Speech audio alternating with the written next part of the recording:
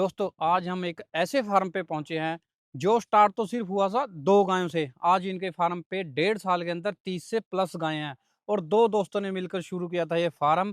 हमारे साथ हैं फिलहाल इंद्रदीप सिंह जी जो फार्म के ओनर हैं। ये हमें बताएंगे कि कैसे इनकी दोस्ती में ये गायों का फार्म शुरू हुआ और कैसे 1.5 साल में 2 गायों से 30+ गायों तक पहुंच चुके हैं। और इस फार्म की आपको इनकम बता दें, ये महीने में 2 से 2.5 लाख रुपए की इनकम आसानी से फार्म से कमा रहे हैं। तो बाकी जानकारी हम इंद्रदीप सिंह जी से लेंगे जो फार्म के ओनर हैं। फिलहाल हमारे साथ यही हैं। तो चलिए दोस्तों, करते हैं वीडियो को शुरू और जानते हैं इस फार्म के बारे में। और जो दोस्त चैनल पे पहली बार हैं चैनल को सब्सक्राइब करें और जो हमें फेसबुक पे देख रहे हैं वो हमें फॉलो करें। तो सबसे पहले तो आपका स्वागत है हमारे चैनल पे। अपना और अपने फार्म का एक छोटा सा परिचय हमारे किसान भाइयों को दीजिए। मेरा नाम इंद्रदीप सिंह है। जी मेरे फार्म का नाम काऊ ब्लेस डेयरी फार्म है। ये मैंने अपने गांव में अपनी जगह में स्टार्ट किया है। जी सर, शुरुआत आपके फार्म की कैसे हुई और कब आपने स्टार्ट किया फार्म? मैं और मेरे दोस्त ने 2 गायों से फार्म स्टार्ट किया था। अब हमारे पास लगभग 30 गायें हैं। 30 गायें हैं। हाँ और जी। स्टार्ट कब किया था आपने फार्म ये? ये हमने लगभग 1 साल पहले स्टार्ट किया था। 1 साल पहले 2 गायों से स्टार्ट किया। हाँ जी। तो उससे पहले आप क्या करते थे? उससे पहले हमने अपनी ग्रेजुएशन ख़त्म की। मैं जी और मेरे दोस्त ने फिर हमने प्लान बनाया कि हम कुछ बिजनेस करते हैं। जी। फिर हमने डेयरी फार्म की शुरुआत करी। आप खेती छोड़ के डेयरी फार्म में की तरफ ही क्यों आए? क्यों, बिजनेस तो बहुत और भी है करने के लिए। फिश फार्मिंग कर लो, गोट फार्मिंग कर लो, डेयरी फार्म ही क्यों चुना आपने? जो खेती तो हमारी पुश्तैनी चलती आ रही है, जी तो मैंने सोचा कि खेती से अलग कुछ अलग बिजनेस करें। तो सबसे पहले मेरे दिमाग में डेयरी फार्म ही आया। जी। तो ये सोचा मैंने, इसी बहाने गौ सेवा भी हो जाएगी। दूसरी बात यह है कि आजकल जो दूध पी रहे हैं सारा मिलावट का दूध आ रहा है। जी हम भी पहले, हमारे पास पशु नहीं थे, तो हमने सोचा कि हमारे पास ही मिलावट का दूध आ रहा है, तो इसलिए हमने कहा कि सबको अच्छा दूध मिलना चाहिए। अब खुद भी हम अच्छा दूध पी रहे हैं और समाज में भी अच्छा दूध पहुंचा रहे हैं। यानी आप जो आपके साथ कस्टमर जुड़े हैं उनको भी आप प्योर दूध दे रहे हो गाय का? बिल्कुल प्योर दूध मिल रहा है जी यहाँ पे। जी। और जैसे हमें पता लगा था शुरुआत में आपने कुछ देसी गायों से भी स्टार्ट किया था बिजनेस, तो और आप घी भी बेचते थे देसी गायों का। उससे छोड़ के फिर आप एचएफ की तरफ कैसे आ गए? सबसे पहले हमने देसी गाय का ही शुरू किया था, तब हमने घी बनाया। तो उसमें क्या होता था कि घी के लोग ने कॉस्टिंग नहीं दी उसकी जी जो बनती थी। जी। जैसे ऑनलाइन बिकता है जो, वो 3,000 रुपये का, 3,000 रुपये लीटर बिकता है देसी गाय का घी। हम्म। तो जब हमने प्रोडक्शन करी, हम्म तो हमारे घी पे मतलब ये लोगों ने खरीदा नहीं, 1,500 रुपये रेट दिया, उसका रेट बड़ा कम था। हम्म। तो इससे ज़्यादा कॉस्टिंग आ जाती थी। तो उस चक्कर में हमें फिर स्विच एचएफ में करना पड़ा, क्योंकि एचएफ की दूध की प्रोडक्शन ज़्यादा है। तो जी। इस करके एचएफ में हमने थोड़ा सोचा बढ़ने के। एचएफ में आपके पास कितने लीटर की गायें हैं, मिनिमम और मैक्सिमम? हमारे पास 30 लीटर से लेकर 55 लीटर तक की गाय हैं। 30 लीटर से 55 लीटर तक की। जी। और रोज की दूध की प्रोडक्शन कितनी आ रही है आपके फार्म से? हमारी रोज की प्रोडक्शन 2 क्विंटल के करीब है दूध की। वो फ्लक्चुएट होती रहती है, जैसे 1,80, 2,20 ऐसे चलती रहती है। और एक मैंने आपके फार्म पे देखा है कि आपने फ्री रेंज वाला फार्म बना रखा है। अभी पशुओं को आपने रस्सा नहीं डाल रखा, सिर्फ आप चारा खाती हैं और पशु उसके बाद अपना खुले में चले जाते हैं। हाँ जी। इसकी आपको कैसे आई? क्योंकि तकरीबन जो शुरुआत में लोग कोई भी डेयरी फार्म शुरू करता है वो छोटे लेवल से करता है और जी। आपने अच्छे लेवल पे शुरू किया स्टार्टिंग में ही। इसके बारे में थोड़ा बताइए। अब जैसे हमने ये ओपन फार्मिंग इसलिए की है कि गाय जैसे खुल के दूध अच्छा देती है। जी हमने जैसे गाय के लिए कुछ एरिया पक्का भी छोड़ रखा है यहाँ पे। जी। उससे ये है कि जहाँ यहाँ पे मिल्किंग हो जाती है गाय की, जैसे घास खाना है उसके लिए थोड़ी साफ सफाई यहाँ पे हो जाती है घास के टाइम। हम्म। और खुला इन्वायरमेंट इसलिए दे रखा है कि गाय दूध ज़्यादा देती है, स्ट्रेस जी फ्री रहेगी, अपनी मर्जी से खाएगी, अपनी मर्जी से पानी पिएगी। अब आप एक एग्जांपल देखो, अगर हम एक गाय को खूंटे पे बांध के रखेंगे, तो जी वही गाय दूध 2-3 किलो कम देगी दूसरी गाय से जो खुली रहेगी। जी खुली रहेगी गाय अपनी मर्जी से, जिसको धूप में बैठना है वो धूप में बैठेगी, जिसको छाया में बैठना है छाया में बैठेगी। जी। तो इस कारण हमने गाय को ओपन फार्मिंग का सोचा। आप इनको खाने में क्या क्या दे रहे हो? क्या क्या डाइट चल रही है आपके पास? हम गाय की डाइट में जैसे साइलेज डाल रहे हैं, भूस डाल रहे हैं और फीड है, और साथ में थोड़ा सा हरा चारा डाल रहे हैं इस टाइम, जिससे उनके पानी की पूर्ति पूरी हो। हरे चारे में थोड़ा पानी ज़्यादा होता है, जी जिससे डंगर स्ट्रेस में नहीं आता। जी अब जैसे एचएफ गायें हैं और भी गायें हैं जैसे गर्मी ज़्यादा महसूस करती हैं, जी। तो उनके लिए हमने जैसे स्प्रिंकल सिस्टम लगवाया हुआ है। जी ये हर आधे आधे घंटे बाद चलते रहते हैं, इसमें टाइमर सेट है जी। जिससे स्ट्रेस फ्री रहकर दूध दें अच्छे हाँ, से। क्योंकि गाय हमारा एक ऐसा पशु है जिसको सबसे ज्यादा गर्मी महसूस होती है। हाँ जी, ये जैसे लोग ये खुरली होती है, ये सीमेंट की बनाते हैं सारे, जी तो सीमेंट में बैक्टीरिया फंगस के बहुत रिस्क रहते हैं ज़्यादा, तो हमने टाइलें लगवाई हैं ये दोनों टाइम, जैसे सुबह भी और शाम भी। तो ये टाइलें जैसे इसकी सफाई होती है दोनों टाइम, जी ये अच्छी तरह सफाई करके फिर इन पे घास डलता है दोनों टाइम। जी ये नमक के ब्लॉक रखे हुए हैं कहीं कहीं, जिससे जी इनको चाटेंगी और उससे पानी अच्छे से पीती है, इनका मतलब आयोडीन पूरा रहता है जी, वो और इनका पाचन तंत्र इनका सही पाचन रहेगा। तंत्र सही रहता है, जिससे और अच्छे से पानी पिएंगी, जितना पानी पिएंगी मिल्क प्रोडक्शन में उससे भी बेनिफिट मिलता है। जी, सबसे ज्यादा जो गायों में दिक्कत आती है वो है थनैला रोग की। उसका क्या कारण रहता है? उसको कैसे रोका जा सकता है में आने से? सबसे पहले फार्म की सबसे ज़्यादा साफ सफाई रखनी चाहिए। जैसे आप देख सकते हैं हमने गाय अभी अभी खोली है, तो साथ के साथ साफ सफाई चल रही है, जी जिससे बैक्टीरिया फंगस ना पैदा हो।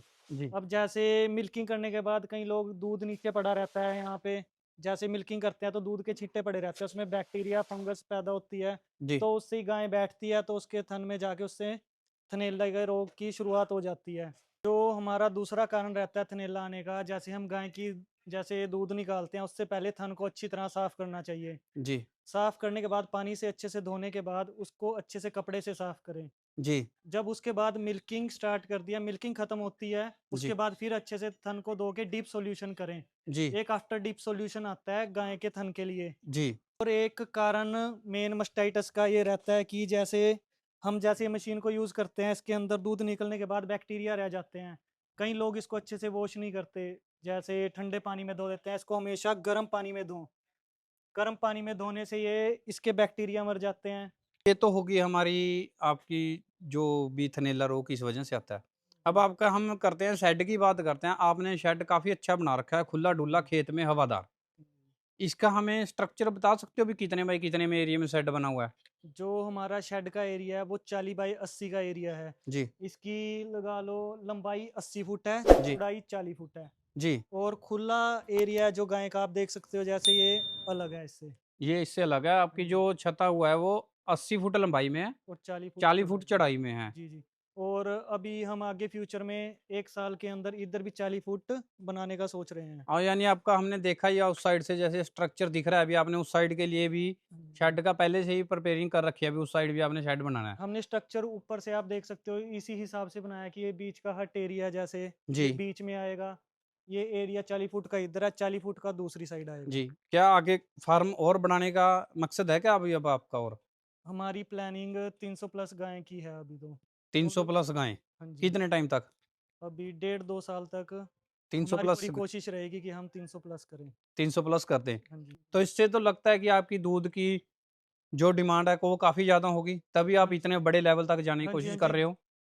आप ये चीज़ देखिए, दूध की डिमांड तो इंडिया में ख़त्म हो ही नहीं सकती। जितना दूध है उससे ज़्यादा डुप्लीकेट बिक रहा है। जी, तो दूध तो जितना मर्ज़ी प्रोड्यूस कर लो, चाहे मेरे कंपटीशन में आस-पास भी कोई भी काम कर ले, जी, जितने ज़्यादा लोग करेंगे फिर भी दूध की मात्रा पूरी नहीं कर सकते। जी। और ये बताइए हमें भी बाकी तो हमने सब आपसे पूछ लिया, अब हमारा जी। क्वेश्चन ये है अभी आपने इस फार्म पे अब तक कितना खर्चा कर दिया है?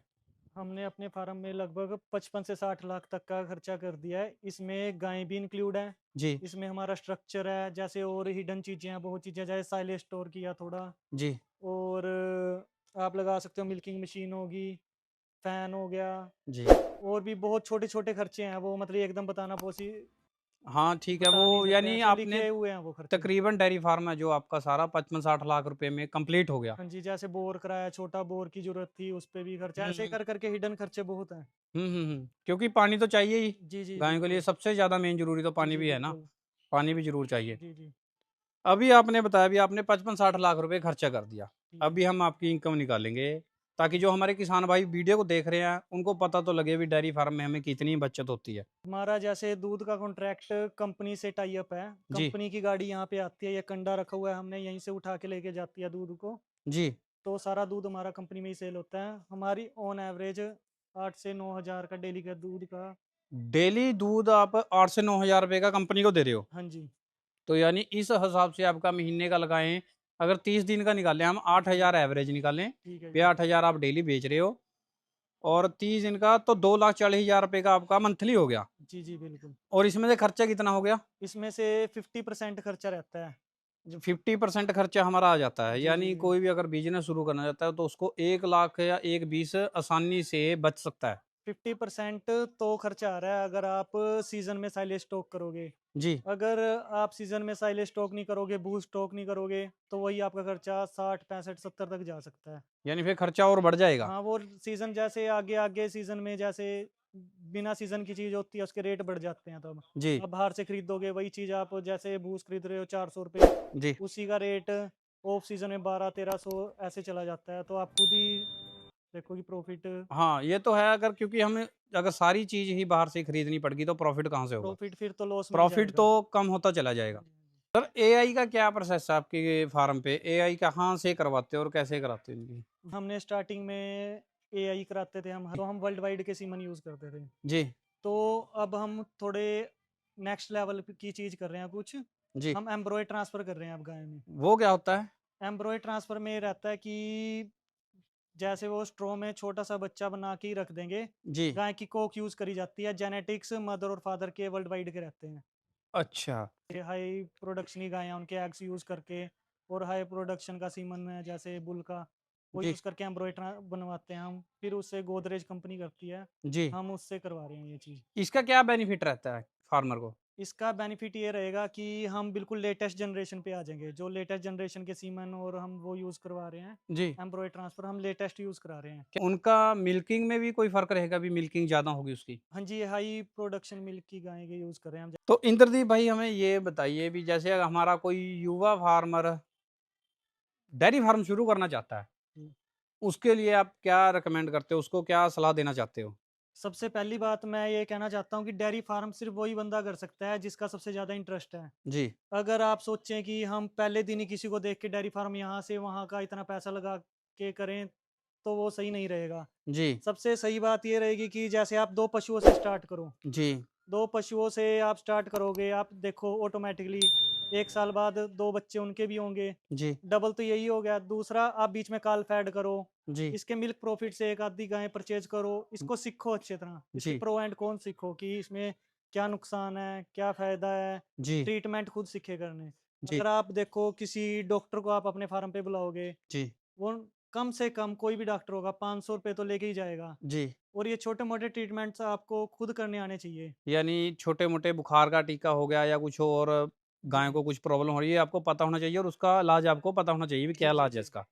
जी, और इसका फ़ायदा एक और है कि हम खुद ट्रीटमेंट करेंगे। जैसे आप किसी डॉक्टर को बुलाओगे, जी, वो डॉक्टर यहाँ पे आने के लिए कम से कम कई बार डॉक्टर बिज़ी होता है, 5-6 घंटे ले लेगा। जी, तो गाय इतना टाइम परेशान रहेगी। जी। अगर आप उसी टाइम ट्रीटमेंट दोगे, इतना आप डॉक्टर के आने की वेट करोगे, तब तक गाय सही भी हो जाएगी। जी, जी, जी। तो दोस्तों, ये थे हमारे साथ इंद्रदीप सिंह जी, जिन्होंने बताया कि कैसे वो 2 गायों से 30 प्लस गायों तक पहुँच चुके हैं, 1.5 साल के अंदर-अंदर।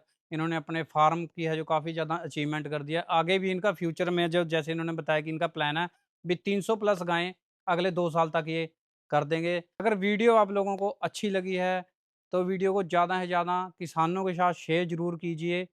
मिलते हैं और एक नई वीडियो के साथ, तब तक के लिए जय हिंद।